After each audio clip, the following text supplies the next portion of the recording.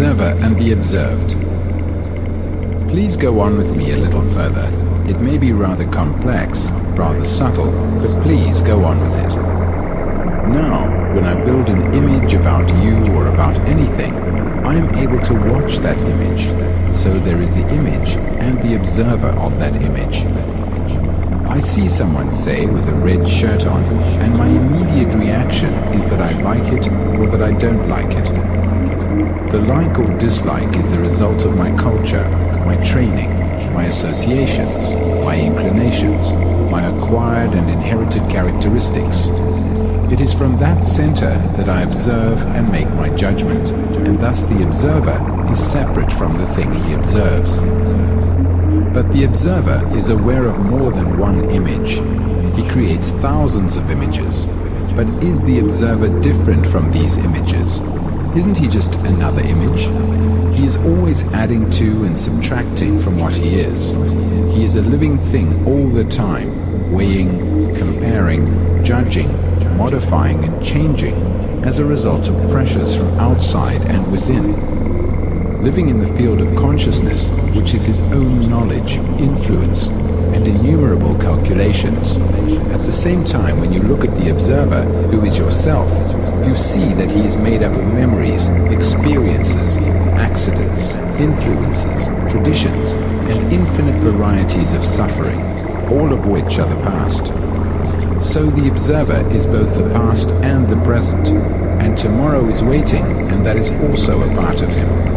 He is half alive and half dead, and with this death and life he is looking, with the dead and living leaf.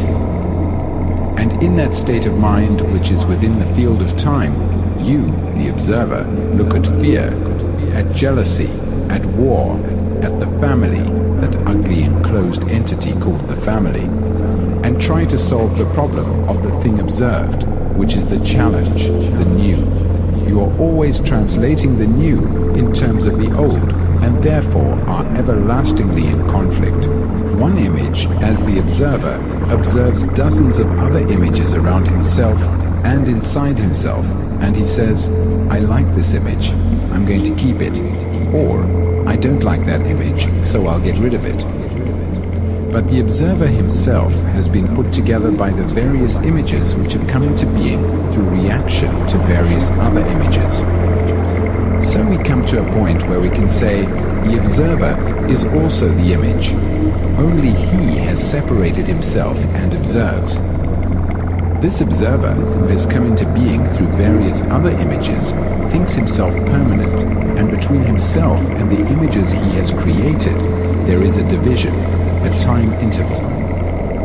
This creates conflict between himself and the images he believes to be the cause of his troubles. So then he says, I must get rid of this conflict. But the very desire to get rid of the conflict creates another image.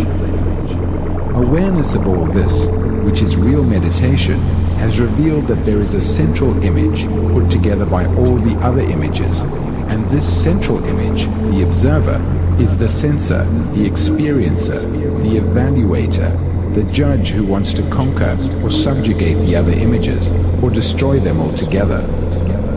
The other images are the result of judgments, opinions, and conclusions by the observer. And the observer is the result of all the other images. Therefore, the observer is the observed. So awareness has revealed the different states of one's mind, has revealed the various images and the contradiction between the images, has revealed the resulting conflict and the despair at not being able to do anything about it, and the various attempts to escape from it. All this has been revealed through cautious, hesitant awareness, and then comes the awareness that the observer is the observed. It is not a superior entity who becomes aware of this. It is not a higher self. The superior entity, the higher self, are merely inventions, further images. It is the awareness itself which had revealed that the observer is the observed. If you ask yourself a question, who is the entity who is going to receive the answer? And who is the entity who is going to inquire? If the entity is part of consciousness, part of thought, then it is incapable of finding out. What it can find out is only a state of awareness.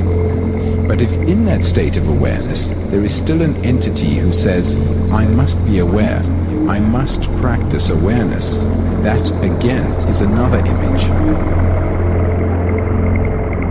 This awareness that the observer is the observed is not a process of identification with the observed. To identify ourselves with something is fairly easy.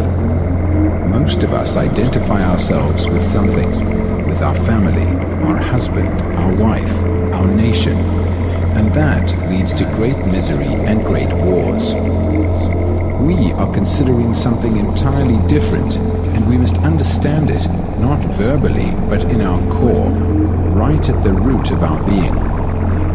In ancient China, before an artist began to paint anything, a tree for instance, he would sit down in front of it for days, months, years. It didn't matter how long, until he was the tree. He did not identify himself with the tree, but he was the tree. This means that there was no space between him and the tree, no space between the observer and the observed, no experiencer experiencing the beauty, the movement, the shadow, the depth of a leaf, the quality of color.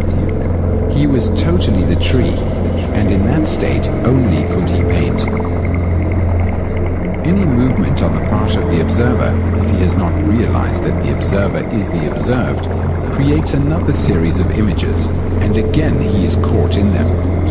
But what takes place when the observer is aware that the observer is the observed?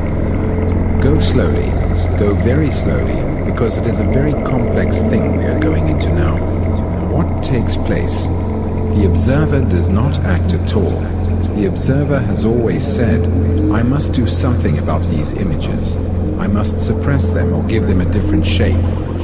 He is always active in regard to the observed, acting and reacting passionately or casually. And this action of like and dislike on the part of the observer is called positive action. I like, therefore I must hold. I dislike, therefore I must get rid of. But when the observer realizes that the thing about which he is acting is himself, then there is no conflict between himself and the image. He is that. He is not separate from that. When he was separate, he did or tried to do something about it.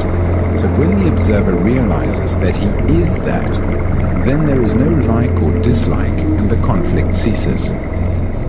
For what is he to do? If something is you, what can you do? You cannot rebel against it or run away from it or even accept it. It is there. So all action that is the outcome of reaction to like and dislike has come to an end. Then you will find that there is an awareness that has become tremendously alive. It is not bound to any central issue or to any image. And from that intensity of awareness, there is a different quality of attention, and therefore the mind, because the mind is this awareness, has become extraordinarily sensitive and highly intelligent.